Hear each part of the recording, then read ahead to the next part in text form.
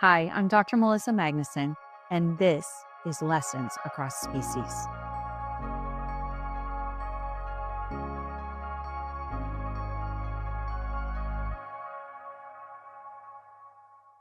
For most veterinarians, there are a few questions that never really go away. One of them is simple on the surface. Is it time?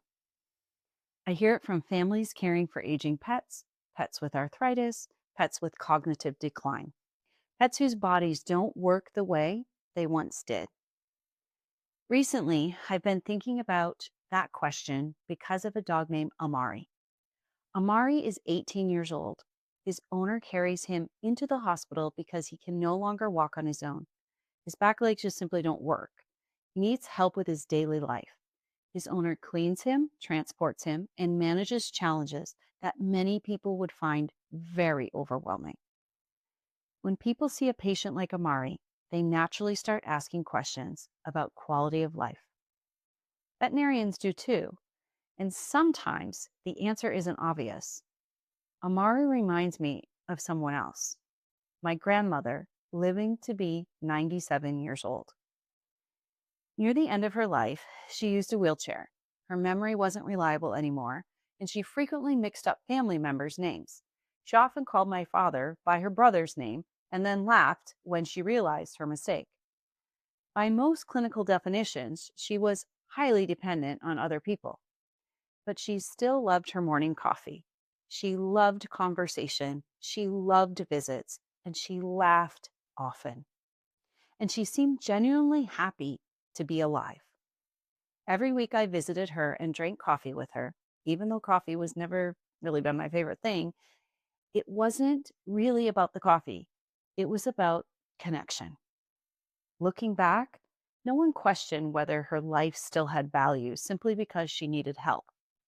But when we look at aging pets, the conversation often changes.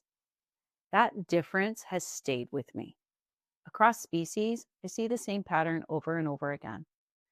We're often more uncomfortable with dependency than the individual experiencing it. Dogs age, cats age, humans age, bodies age, minds change. Independence often fades, and yet dependence by itself does not automatically equal suffering. One reason these conversations are so difficult is that families are often experiencing anticipatory grief. They're grieving before the loss has happened. They're remembering the dog that used to run, the cat that used to jump up on counters, the pet who once seemed invincible. The grief is real, but sometimes it disguises itself as a medical question. Is it time? What would you do? Am I being selfish? Those sound like medical questions.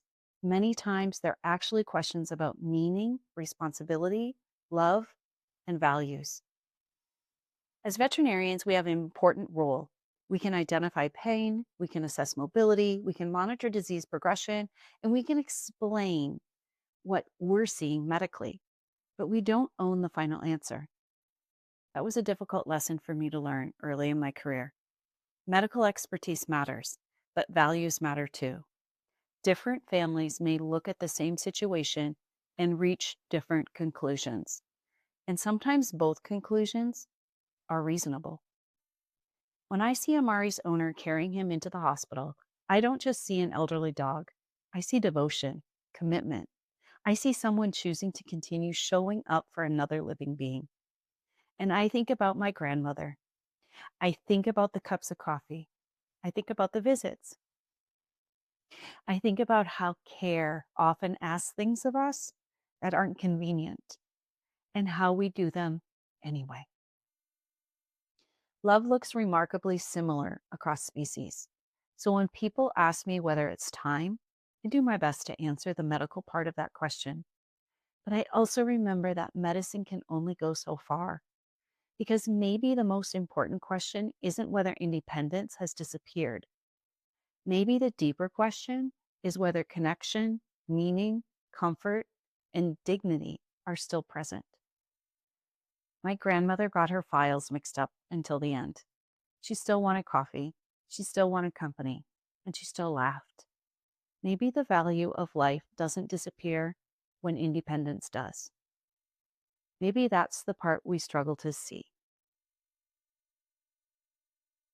If this perspective resonated with you, subscribe to this channel and read this week's Lesson Across Species essay in Substack. I'd also love to hear your experiences caring for an aging pet or a family member in the comments below.